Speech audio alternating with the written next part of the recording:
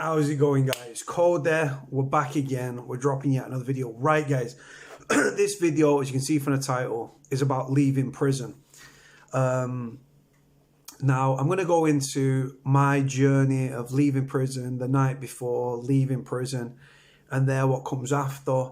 I'm just going to cover it, guys. I just not really feeling the video, but I'm going to do it, so stay with me.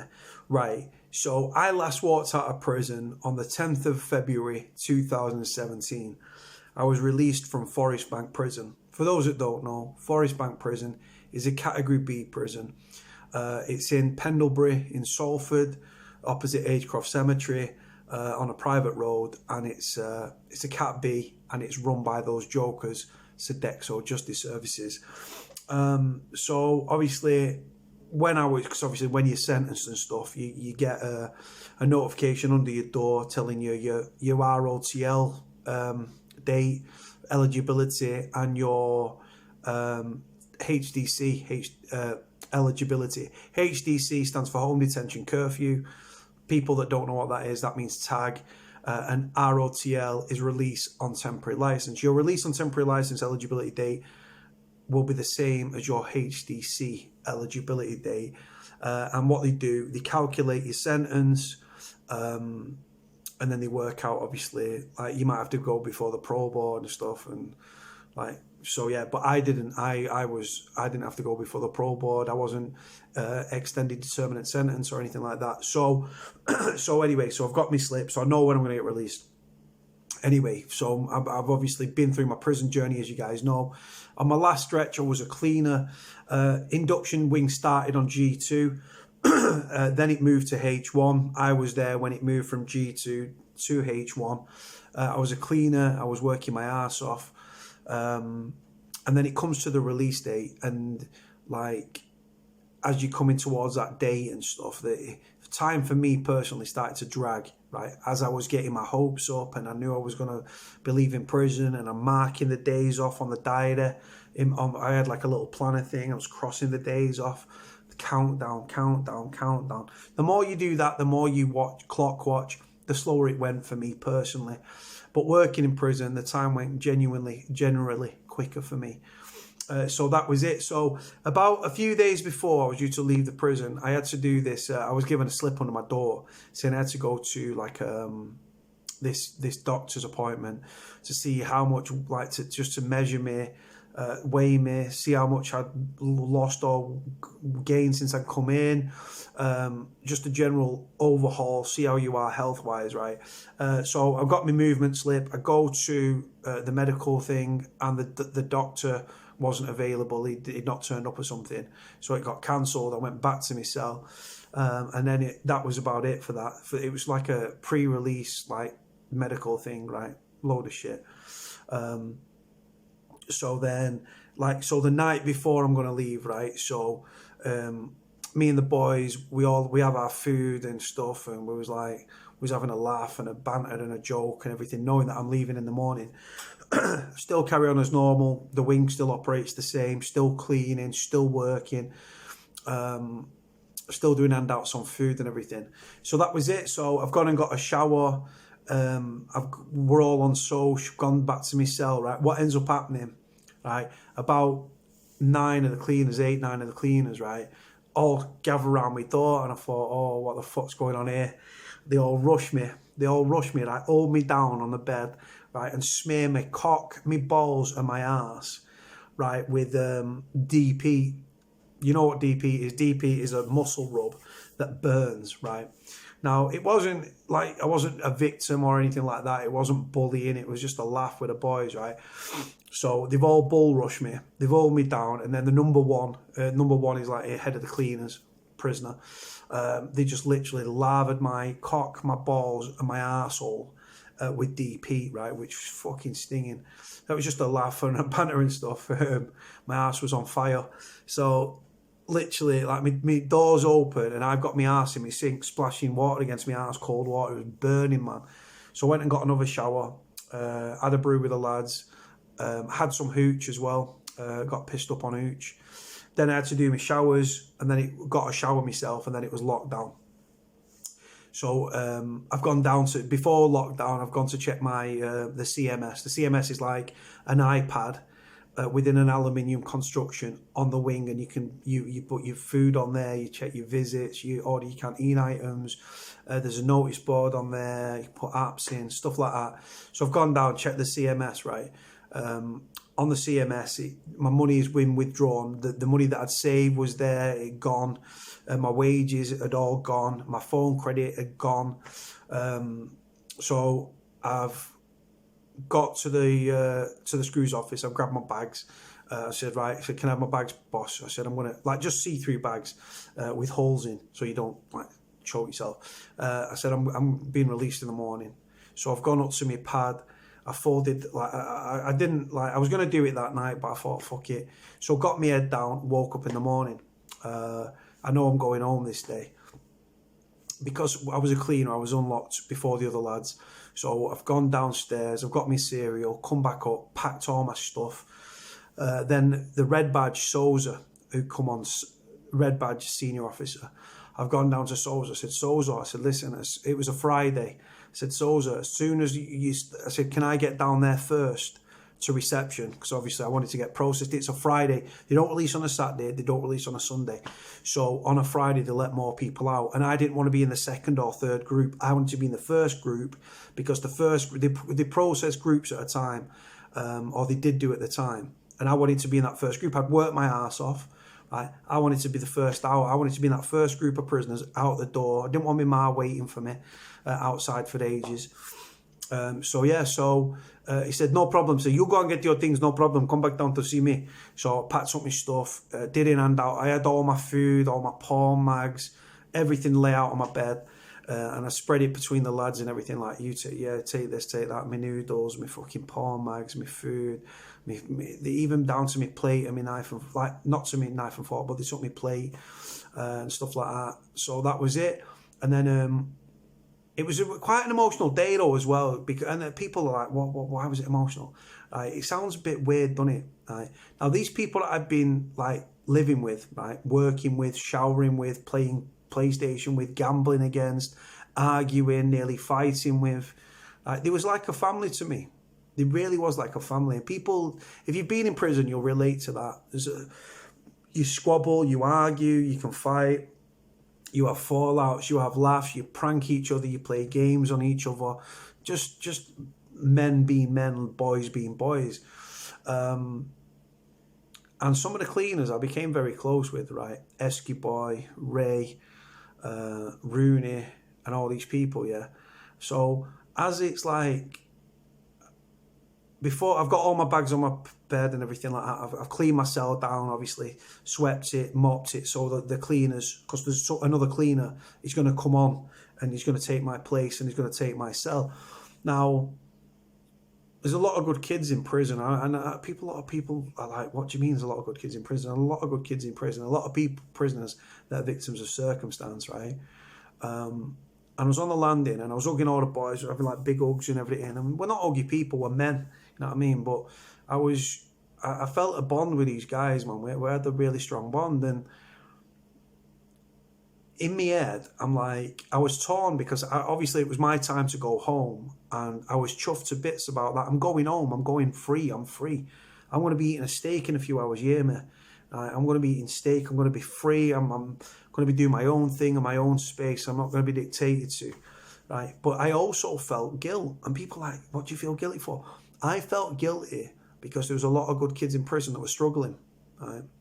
And they was really, really going through the mire, right? And I felt guilty because I was going home and I was leaving them behind. And it was just my time to go home, you hear me? So I'm hugging all the boys anyway on the wing, we're all having hugs and stuff, right? And then Esky Boy, who was one of my mates, one of my best mates, Esky Boy, he said, I'll give you an hand with your bags. So he took me down, so I've got my bag, he's got a bag, and I could have carried them both, but we carried my bags down to the office. And then Souza, who was the red badge prison officer, cool guy, Souza, Spanish guy, crazy man, but he's cool. He said, right, go.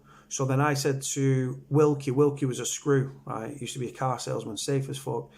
And I said to Wilkie, can Esky boy walk me down to reception with my bags? It was probably, I don't know, 7:15, 7:30 at this time. Might have even been 7:45. I don't know. It was between 7:15 and 7:45 in the morning. He said, yeah, go. So that was it. So Esky boy walked down the main with me. And as we was walking, I've got my bags on my shoulder. Esky boy's holding it like a big sack over his shoulder with me clothes in it and all my personal possessions. He's got tears in his eyes. It was an emotional thing, man. So then we get to reception. I bang on a door. Screw opens this big door. And then I say, right, I give Esky boy a big hug. I'm like, safe one, brother. Stay in touch. Got your details. Got your number. So then I go in, and then I go into this holding cell. I was the first one in. Other prisoners from the other wings, they started to come in with their like bags and everything. And then I had to go out, and then they called me out of the cell. And then I get ID'd, a prison officer with this other guy as like a watchdog thing there. It was like, yeah, that's him. Then you go back in, then you come out again. You get your license conditions. I got my things back from my prop. Things that I wasn't allowed, right, were kept in the back in a box with my name on like a box number like 574. And then, right, there's your stuff. Literally, like all the things I weren't allowed, just literally threw them into these big bags. Got these 2 or 3 like black prison hold all things. I've still got them actually. They used to just give you like, you can't walk around with a big see-through bag, so they just give me like these black, like shitty hold all things, right? So I've gone back into the holding cell. Other prisoners coming in and out, right? They're going, getting their fucking license conditions, getting the money, getting the things back they weren't allowed. So I put all my stuff into my bags. I go out again. I get the money that I've saved. I'd saved money. I got my wages, my phone credit, everything was reimbursed to me. You get your discharge grant as well, which was £46. And then we moved on. We moved out of this holding cell, and then we moved down the corridor into another holding cell. We went out one at a time again. We'd be identified again. You handed your prison ID card. I didn't. I smuggled mine out, but got identified again. And then we're all in an holding cell, and was like, right, we're going home. And literally, like the mood, everyone's buzzing, everyone's like up here. People's girlfriends, partners, families are outside. That's if you have a friends and family outside. Not everyone does. Not every prisoner's got a support network and friend network and family network. No. There was a kid that was in there, and he was like, I've got me 46 quid. I'm going straight to Strangeways, to the shops down there, the dodgy shops, and I'm going to get some spice. That man was going to go straight back into the gutter. He had nowhere to live upon release. He wasn't going into an approved premises. He wasn't going into bail hostel. He was going to go back on the streets. Like I said, some people are reading the license conditions. Some people just thinking about home. Some people just can't wait. Now, we wasn't given our wallets and our phones here. It was really strange, right? So at Forest Bank, so eventually we was getting our head off, and then they came and they said, right, lads, so as a group, we walked across. Now, we used to get released from the gate at Forest Bank. You don't anymore. We went into the visiting centre. Visits is where all your social visits take place and everything. We've walked into the social visits, and then we've all queued up, and then you do your fingerprint, and then they give you your phone or your keys or your wallet or whatever it might be. Obviously, they don't want you taking pictures inside the prison, right? So you get your phones. Literally, where visitors come in at Forest Bank, that's where we was getting released from. So I was the last man. I was just hanging back. I just wanted to get out of there, man. I was like, all the shit that you've been through, the good times, the bad times, you was being released. You was moments away from being released out of the gate, right? Doesn't end there though, obviously. So that was it. So then I queue up, do my fingerprints. Right, there's your phone, there's your wallet, there's your keys, right? I was like, right, cool, thanks a lot. Through the door, and then you walk out, and people are like visitors, and there's family out there, and they're all hugging you. And I walk out, my mum's car's parked there. I put my old doors into the car. First thing you've got to do when you leave prison, if you've been released on license, is you've got to go to probation.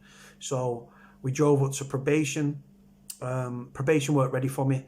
I've turned up, I've walked in, and she said, Cody. I said, yeah. She said, right. She said, we're not ready for you yet. She said, if you want to go into the town and get a breakfast and come back in an hour, she said, that's fine. I said, no problem. So me and my ma went into the local town, got a breakfast. Now I ordered this big, fat, heavy full English. Now I couldn't finish this full English. My stomach had actually shrunk whilst I'd been in prison. I could go back going back on that H&P diet, to be honest with you. So that was it. So we finished the breakfast. We go back to probation, deal with that. Then my mum drops me off home. Some people, when they leave prison, some people want a haircut, some people want to shag the bird all over, some people want to just go and lock themselves behind the door for a few days and just recharge your batteries away from prison, away from the noise and the madness. What I wanted to do was I wanted to shave my head. So I bought my razor blades and stuff like that and just shave my hair. I wanted to put a wash on. I wanted to wash my own clothes in my own fabric conditioner, my own house. So yeah, that was another thing. I wanted to get a nap. I wanted to shave my head. I wanted to get my paperwork in order. I wanted to put a wash on. I wanted to just chill out. I wanted to be in my own space, my own comfort. So my mum dropped me off and I arranged to see my mum in a couple of hours. I was going to take her out for a meal to say thank you for all the support that she'd given me whilst I was in prison. So I came away. Like I said, I put all my paperwork away, put a wash on. Just nice, like, because obviously when I was in prison, I couldn't get the fabric conditioner. I used to buy Lenore, but I like Comfort, right? And I couldn't buy, they didn't sell Surf washing powder, so I used to just buy the cheap stuff. So I just wanted to put a wash on with my clothes, put loads of fabric conditioner, loads of powder in. And I was at home and I was blessed and I was away from it. And I took a moment to reminisce about my time in prison and the fact that I was never going to go back there. I'd been to probation. I'd boxed that off. Obviously, I was going to go back in a week. But yeah, it was leaving prison is fantastic. And when you leave prison, though, the longer you've been in, the weird it is when you leave. Like when I was in Strangeways on remand for several months, and then I got released. Right, and not only several months, right, only several months, but the race of life continued. I'd been cherry picked up and dropped into a fucking prison, right? When I got out, I'd been sat in my cell rotting 22, 23 hours a day. And then I'm outside and cars are whizzing past me and going past trees and trees are flying past me and I'm looking people talking. I was like, whoa, right? So when I left prison, I just wanted to take heed. So, like I said, I sorted all my stuff out. My mum came and picked me up later on. We went for a meal. It was my treat. And it was just a de-stress. And it was to say thank you to my mum. And it was proper food. I had steak, I had chips, I had fried onions, I had peppercorn sauce, and I got some beer battered onion rings as well. It was my time to the shit prison food I've been eating. I just wanted to do my own thing. Now, like I said, when you leave prison, like I said, some people have got it a lot worse than I had it. I was very blessed. I had somewhere to come out to. Not everyone's got that. Some people leave prison with addictions. A lot of prisoners leave prison in need of medication. And like I said, I've got mental health issues, but mine's under control, right? Now, when people leave in prison, you've got to think some people have got nowhere to live, so they might have declared themselves as homeless. The local council, right? The local council might close at 1 o'clock on a Friday or something like that. Right? People might have to get prescriptions. It's not just a case of you walk out of prison and you're free. You've got to, you are free technically, but like I say, you've got to go to probation. Then you might have to try and get somewhere to stay that night. You might have to get a prescription. Say you've been on a script in prison, right? Or say you're a drug addict. Say that you are on methadone or Subutex, right? Say you can't buy it on the street, so you can get all the Subutex on the street, obviously illegal and stuff like that. We know this. But say you're on a methadone script, right? You will be really ill, physically ill. It's a Friday. They're not open on a Saturday and a Sunday, right? These doctors and stuff, right? So you've got to get a prescription. How do you get hold of your prescription? How do you get hold of a doctor to get a prescription? How do you get hold of an appointment on a Friday to get a prescription? You're going to be really physically sick and physically ill because your body needs that drug, right? Like I said, you might be homeless. There's so many things at play when you leave prison. Like I said, you're a criminal now. You can get work, but again, if you've got a criminal record and you've got so many convictions and everything, and you spent so many times in prison. Who's really going to employ you? So the things are against you, man. But when you leave prison, it's like I said, I felt guilty, and I also felt very blessed and very honoured to be leaving prison. It's the weirdest thing. I literally was like, you can't, don't get it twisted. You can't wait to go home, right? And like I said, some people just want to have sex. Some people want to get off the face on drugs. Some people, I locked myself away. I really wanted, I went into my little cave. I put my boulder across the door. I dusted myself off, and I came again. But like I said, and in that 3 years, I've been away from prison. I've not committed a criminal offence. I've not been in trouble with the police. I'm completely crime-free. I've actually not had the police at my door for about 4.5 years. But I've only been out of prison 3 years. But I've not had the police at my door for about 4.5 years. I'm completely crime-free. And it's I live in this world now I was a career-long criminal. And I'm now on this crimeless path that's just parallel to what I used to do. But it's a world I don't really know, and I've still struggled. There's days where I struggle, and I wake up and I think it's just easier to go back to crime. I've applied for countless jobs since leaving prison. Now, a criminal record doesn't necessarily mean that you're doomed for employment for the rest of your life. No. But because I've been on relatively short sentences, I didn't have a sentencing plan. I didn't get any courses under my wings. When I was at Forest Bank, I did my reception thing. I did when you first land at the prison, you do an induction, like education course, see where you're at with your English, your maths and stuff like that. Did a gym induction, which is neither here nor there.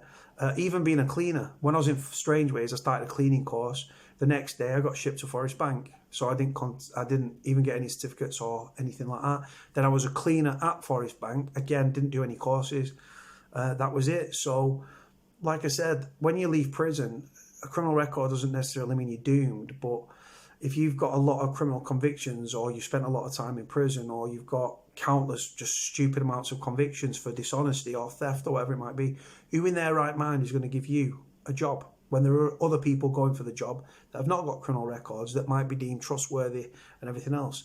Now, in prison, I worked 7 days a week, for a whopping £11.25 a week, and then they took £1 off me for my television, right?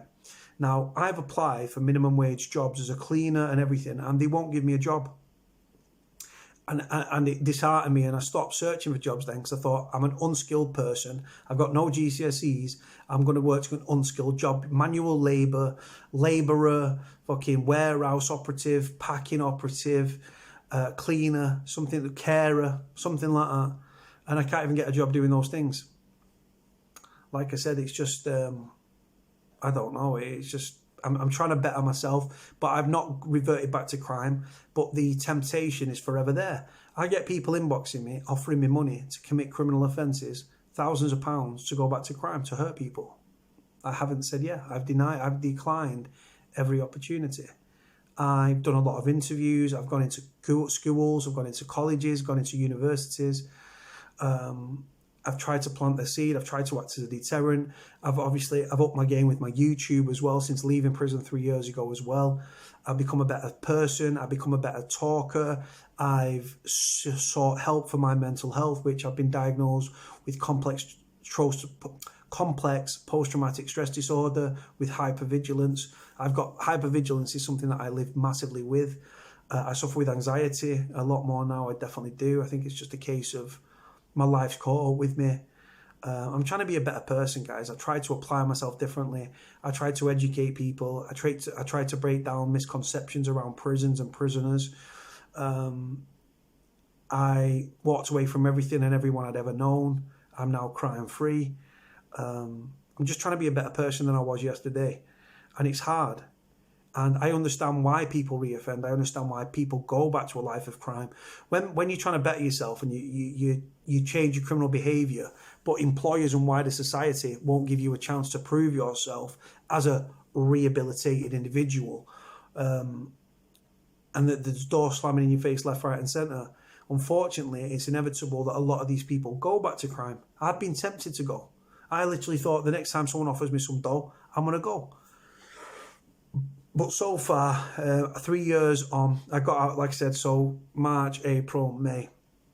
Like I said, I've been out of prison tomorrow.